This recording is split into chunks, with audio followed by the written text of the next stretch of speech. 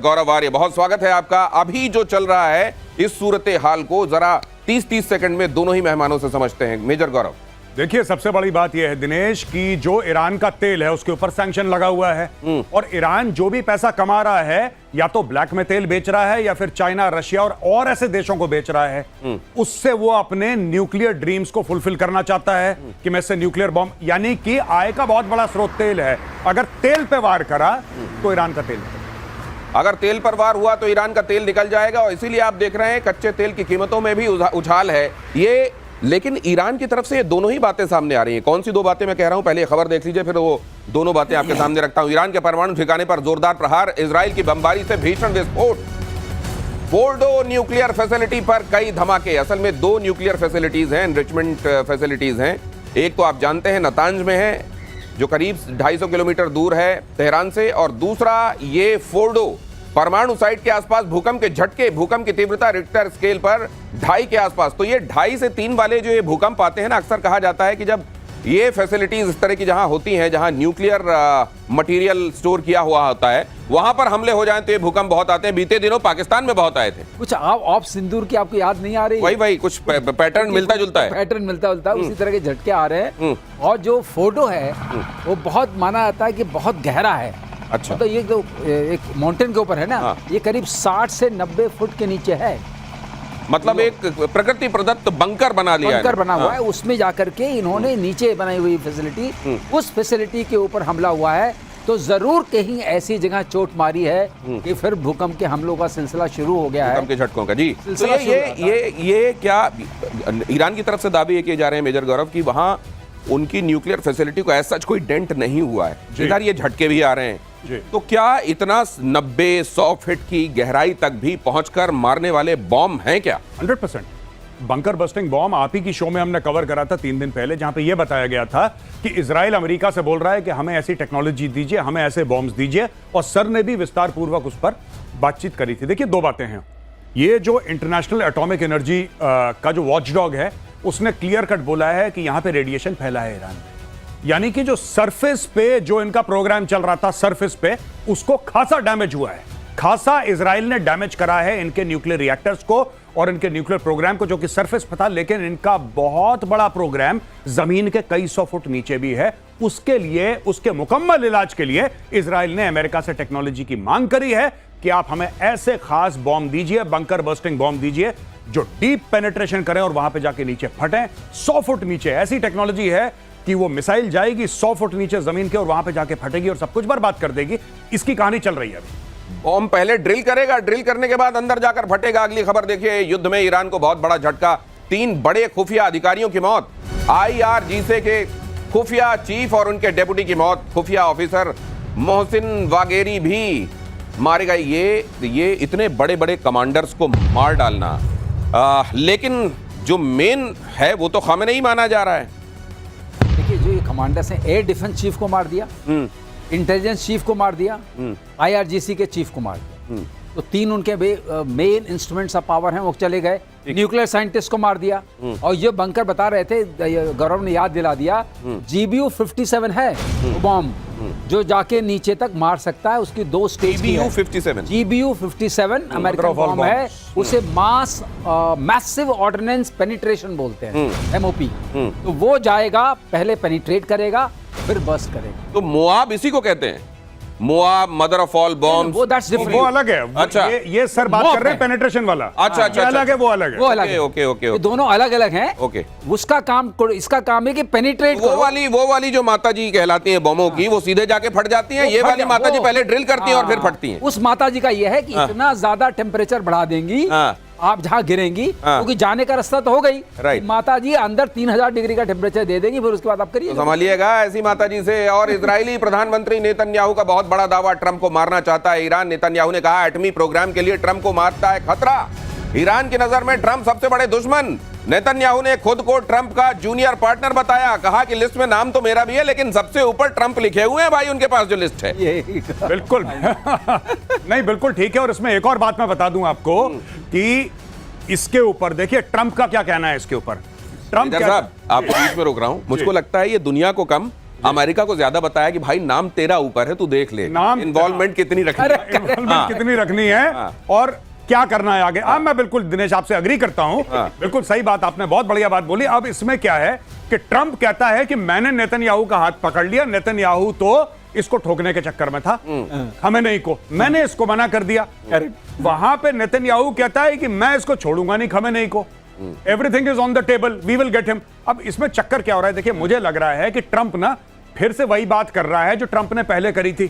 Operation rising lion के पहले Trump क्या कह रहा था कि चलो ओमान में बैठते हैं स्टीव विटकॉफ के साथ और हम लोग बातचीत करते हैं, देखो तुम भी अच्छे बच्चे, हम भी अच्छे बच्चे, लड़ाई कोई नहीं करेगा, धक्का मुक्की कोई नहीं करेगा, सब लोग आओ बैठो बातचीत करते हैं। चलो बातचीत करते हैं। संडे को टॉक्स होने वाली थी, संडे को, बीता संडे टॉक्स होने वाली थी, फ्राइडे की रात को ये करते करते अटैक कर दिया, पूरी उसकी मिलिट्री लीडरशिप उड़ा दी, एयर डिफेंस उड़ा दिया उसका। आज की तारीख में आपको पता है इजराइल क्या बोल रहा है? इजराइल ये बोल रहा है कि we have complete air superiority over Iran. उनका स्टेटमेंट आया वी हैव कंप्लीट, और सर बताएंगे what is the meaning of complete air superiority. क्या है sir? Dinesh, complete air superiority का एक दृश्य भी आया था, वो उस एयर स्पेस में रिफ्यूलिंग कर रहे हैं, एयर टू एयर रिफ्यूलिंग कर रहे हैं। ये मामला बड़ी शांतिपूर्ण जगह होता है, वो आराम से कर रहे हैं, जैसे कोई खतरा ही नहीं है।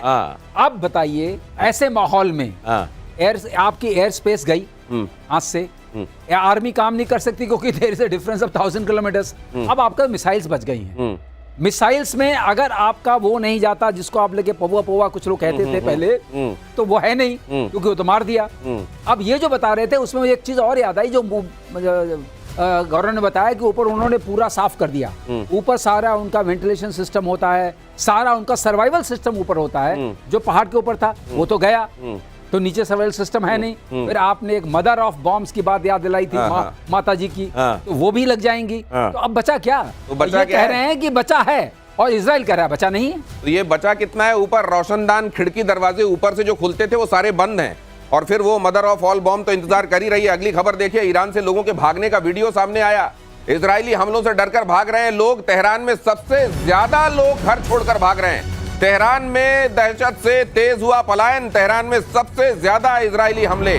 और अब तेहरान को यह कह भी दिया इजराइल ने कि तेहरान वालों सावधान रहो। वो इसलिए भी क्योंकि इजराइल में जो नागरिक ठिकाने हैं उनको निशाना बनाया जा रहा है। तो ये कहा गया है कि सेम टू यू तो करेंगे हम। नहीं, इन्होंने फारसी में ट्वीट करा है, और इन्होंने इजराइल की सरकार ने जो नागरिक है वहां के ईरान के, उनको एड्रेस करा है कि देखिए हम दयावान लोग हैं, हम दयावान है, बड़े दिल वाले हैं, हम आपको पहले बता रहे हैं कि आप निकल लो।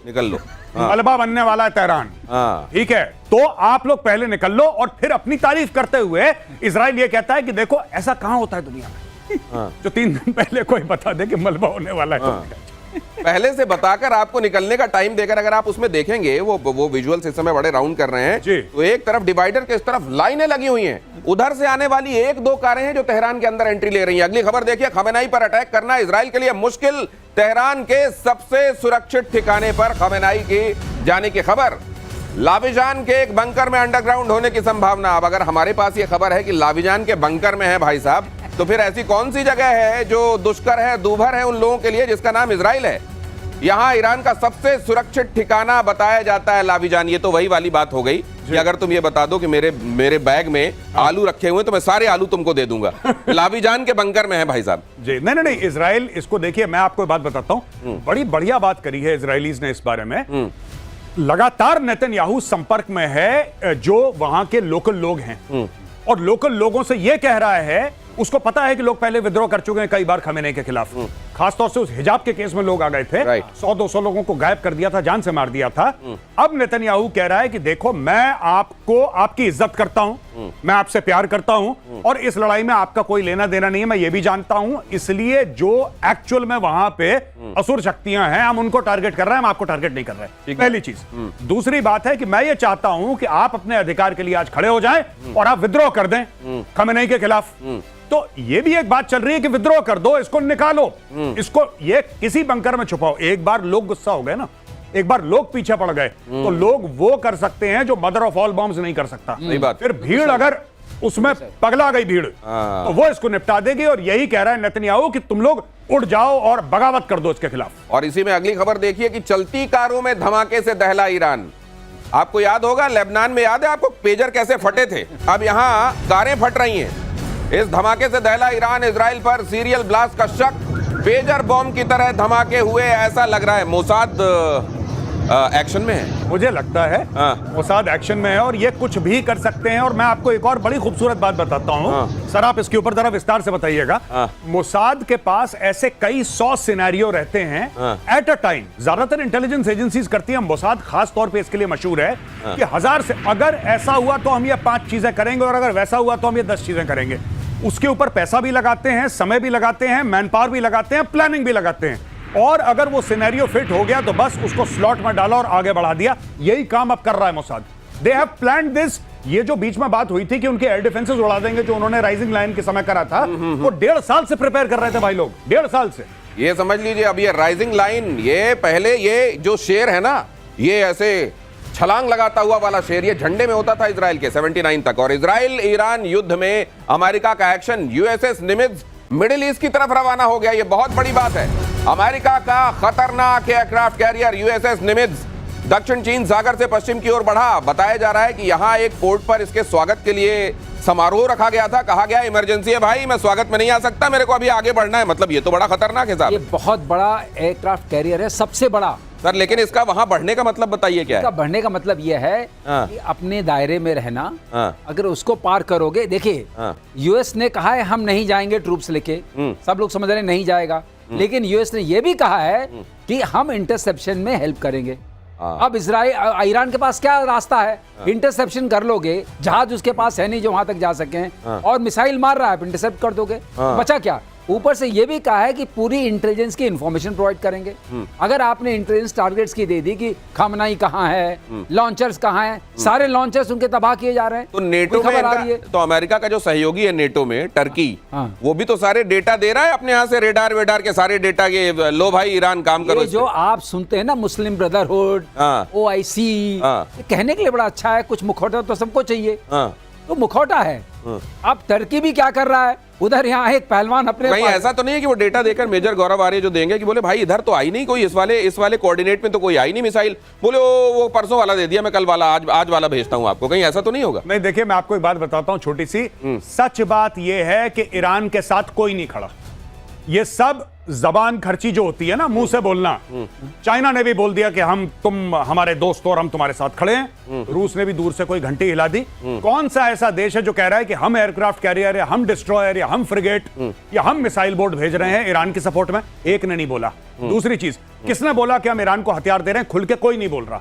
चाइना दे रहा होगा, रशिया दे रहा होगा, खुल के कोई नहीं बोल रहा। लेकिन इजराइल के लिए सऊदी अरब भी खड़ा है, जॉर्डन भी खड़ा है, अमेरिका भी खड़ा है। यूके ने अपनी फोर्सेस को, अपने यूरो फाइटर्स को, यूके ने अपने यूरो फाइटर्स को एक्टिव कर दिया वहां पे, अपनी स्पेशल फोर्सेस को एक्टिव कर दिया यूके ने।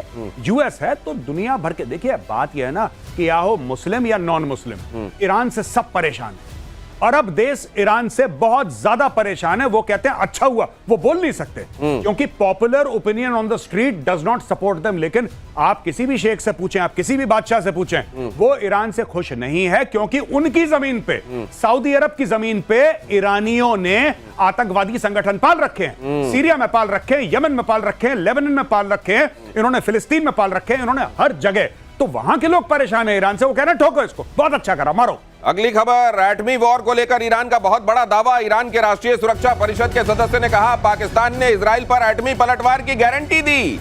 ईरान पर न्यूक्लियर बॉम्ब गिरा तो इजराइल तबाह, पाकिस्तान भी इजराइल पर गिराएगा एटम बॉम्ब। और जैसे ही यह खबर ईरान की तरफ से दी गई, इस्लामाबाद से आवाज आई, नहीं नहीं हम नहीं हैं, हम नहीं है भाई साहब, हम इसमें नहीं है। ये पता नहीं कैसे उन्होंने बयान दे दिया, हम इसमें शामिल नहीं है। मैं तो वो पाकिस्तान को जैसे ही पता बोल दिया होगा, पाकिस्तान लाहौरी तो बकवास करने में नंबर 1 है।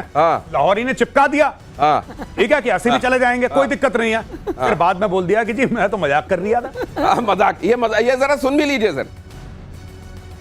پاکستان گفته اگر اسرائیل بخواد بمب اتم بزنه ما به اسرائیل بمب اتم خواهیم زد. پاکستان तो ये नहीं, उसने सोचा, ईरान ने सोचा मुस्लिम ब्रदरहुड के नाम पर पाकिस्तान इतना तो करेगा। ये लेकिन फिर इनको लगा नहीं कि यार कम से कम कह ही दिया है। वो जो शोले में एक डायलॉग है कि पार्टनर अब बोल दिया है तो देख लेंगे। नहीं, इसने बोला है? तो ये बोला कि भैया मैंने चुपके से बोला था, तुम खुले खुल्लम खुल्ला बोल रहे हो कि अच्छा, मैंने कान में फुसफुसाया था कि ऐसा होगा तो मैं देख लूंगा। तुमने सार्वजनिक बयान क्यों दे दिया? तुमने दिया बयान, वो हमें मार देगा। हम ऐसे ही बैठे। ये मैं एक बात बताऊं, ये ईरानी जो है ना, ईरानी ये लोग मुझे लगता है बड़े मासूम है। ये लाहौरियों के चूरन के चक्कर में फंस गए। इनको